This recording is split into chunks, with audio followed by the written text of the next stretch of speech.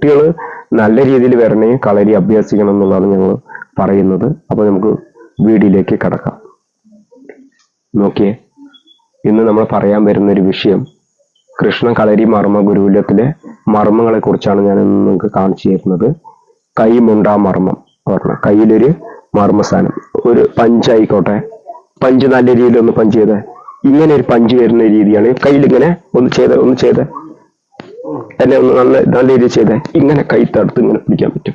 ഒന്ന് ചെയ്തേ, ഇങ്ങനെ തടുക്കാൻ പറ്റും. ഒന്ന് നല്ല രീതിയിൽ ചെയ്തേ, ഇങ്ങനെ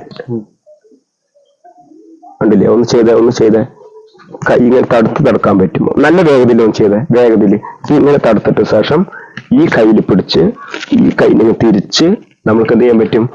കയ്യിൽ ഈ മർമ്മസ്ഥാനം ഉണ്ട്, അതിലൊന്ന് ടച്ച് ചെയ്താൽ തന്നെ ആള് പെട്ടെന്ന് തന്നെ വീഴുകയും കൈയും കാലൊക്കെ തളർന്നു പോകും.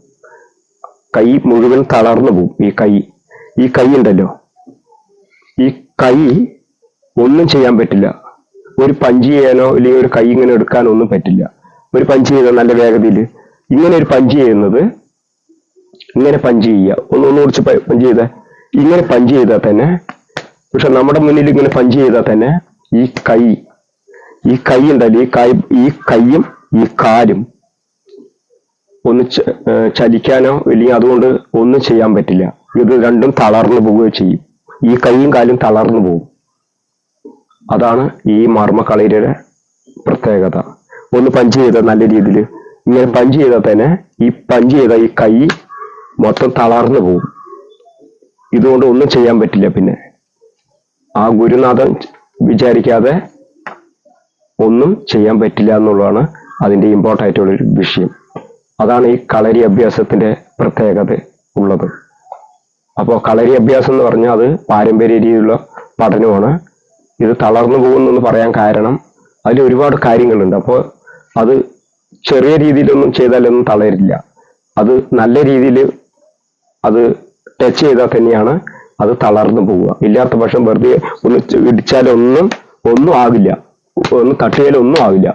പക്ഷെ അതേ ഇതില് ഇത് വേണം പറഞ്ഞ് നമ്മൾ ചെയ്തു കഴിഞ്ഞാൽ ഈ കൈയും മൊത്തം കാലും തളർന്ന് ഒരു ഭാഗം അങ്ങനെ തളർന്നു പോകും. അതാണ് അതിന്റെ പ്രത്യേകത.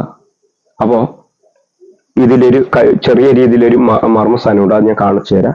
ഒന്ന് ഇടിച്ചേ, ഇങ്ങനെ ഇടിച്ചാൽ തന്നെ ഈ കൈ ഇങ്ങനെ വെച്ചുകൊണ്ട് ഈ കൈയുടെ കൈ ഉണ്ടാ, ഈ കൈ ഇങ്ങനെ വെച്ചാൽ തന്നെ അങ്ങനെയുണ്ട്. കൈ എങ്ങനെയുണ്ട്?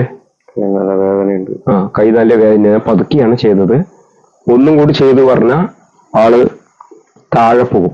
ആ താഴെ പോകുന്ന രീതി കൂടെ നിങ്ങൾക്ക് കാണിച്ചു തരാം, അതെങ്ങനെയാണെന്നുള്ളത്. ഒന്ന് ചെയ്തേ, ഇങ്ങനെ മാറി ഈ കയ്യിൽ ഇങ്ങനെ പിടിച്ച് ഇതിങ്ങനെ കൊണ്ടുവന്ന് ഇങ്ങനെ ആക്കി കഴിഞ്ഞാൽ സംസാരിക്കാൻ പറ്റുമോ? നോക്കിയേ, സംസാരിക്കാൻ പറ്റുമോ? ഒന്നും ചെയ്യാൻ പറ്റുമോ? കൈ നോക്ക്, ആ കൈ കൊണ്ടൊന്ന് ഇടിക്കാൻ പറ്റുമോ? നോക്കിയേ, പറ്റുമോ? ഓക്കെ, ഒന്ന് ഇവിടെ നിന്ന് ചെയ്യണം കേട്ടാ. ഓക്കെ അല്ലേ? ഒന്ന് ഇടിച്ച് ഇങ്ങനെ വന്ന ശേഷം ഈ കൈ ഇങ്ങനെ വന്ന് ഈ കൈ നോക്കിയേ, ഇങ്ങനെ പിടിച്ച് എന്ത് ചെയ്യാൻ പറ്റുമോ നോക്കിയേ, ഈ കൈ കൊണ്ട് എന്ത് ചെയ്യാൻ പറ്റുമോ നോക്കിയേ, പറ്റുമോ?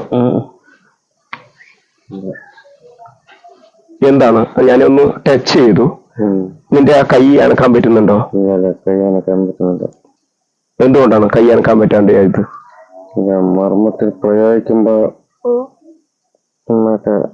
അനങ്ങാൻ പറ്റുന്നില്ല. ഈ കയ്യ് കാലോ അന്ന് അനക്കാൻ പറ്റുന്നുണ്ടോ? ഇല്ല. അത് നോക്കി ഒന്നും കൂടെ കാണിച്ചു തരാം കേട്ടോ. ഒന്നും കൂടെ ചെയ്തേ. ഇതിങ്ങനെ വന്ന ശേഷം ഇതിങ്ങനെ വന്ന് ഇങ്ങനെ ചേർത്ത് പിടിച്ചു കഴിഞ്ഞാൽ തന്നെ എന്തും ചെയ്യാൻ പറ്റുമോ നോക്കിയേ. ഈ കയ്യോ കാലോ അല്ലേ അനക്കാൻ പറ്റുമോ നോക്കിയേ, കാലയോ നോക്കിയേ.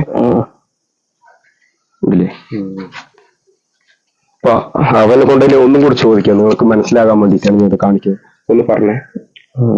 പ്രകാരം പ്രയോഗിക്കുമ്പോ ഒന്നും കൈകാലുകൾ അനക്കാൻ പറ്റുന്നില്ല. കാലോ കയ്യോ ഒന്നും അനക്കാൻ പറ്റില്ല. ഉണ്ടല്ലേ? ഞാനത് പറയുന്നത് വെറുതെ പറഞ്ഞല്ല, ഇത് ഇമ്പോർട്ടൻ്റ് ആയിട്ടുള്ള കാര്യം, നേച്ചറായിട്ട് കാര്യങ്ങൾ പറയണം. അനക്കാൻ പറ്റില്ല എന്നുള്ളതിന്റെ നേച്ചറായിട്ടുള്ള കാര്യം നിങ്ങൾക്ക് ഞാൻ നേച്ചറായി വീഡിയോ കാണിച്ചു തരുന്നത്. അതാണ് കൃഷ്ണ കളരി മർമ്മ ഗുരുകുലത്തിലെ ട്രെയിനിങ്ങിന്റെ രീതികൾ. എല്ലാവർക്കും നന്ദി, നമസ്കാരം.